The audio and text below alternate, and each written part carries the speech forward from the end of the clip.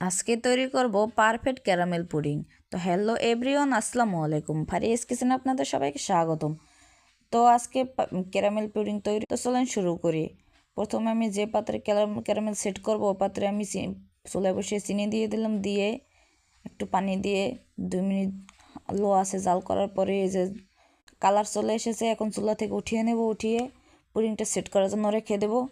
তখন পুডিংয়ের মিশ্রণ তৈরি করব। প্রথমে 2টি ডিম ভেঙে নিলাম, দিয়ে দেবো 1 কাপ চিনি, দিয়ে ডিমটাকে ফেটিয়ে ভালো মতো একটু নেড়েচেড়ে চিনি গলা পর্যন্ত ওয়েট করব। লেবু রস দিয়ে দিলাম, দিয়ে আবার একটু ভালো মতো মিশিয়ে নেব। নিয়ে এখন দুধটা ঢেলে দিলাম, ভালো মতো একটু মিশিয়ে নেব। নিয়ে এই যে ক্যারামেল সেট হয়ে গেছে, এখন একটা ছাঁকনির সাহায্যে সেকে পাত্রের ভিতরে ঢেলে দিলাম, দিয়ে এখন চলে যাব চুলায়। তো চুলায় আগে থেকে আমি একটা কড়াই বসিয়ে রেখেছিলাম, লো আছে।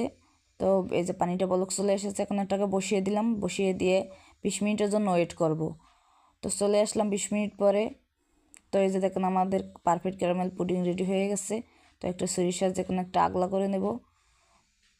তো বন্ধুরা, ক্যারামেল পুডিং তৈরির ক্ষেত্রে দুধ আর ডিমটা অবশ্যই মাপটা ঠিক রাখতে হবে, তাহলে একটা ক্যারামেল পুডিং তৈরি করা সম্ভব পারফেক্টভাবে।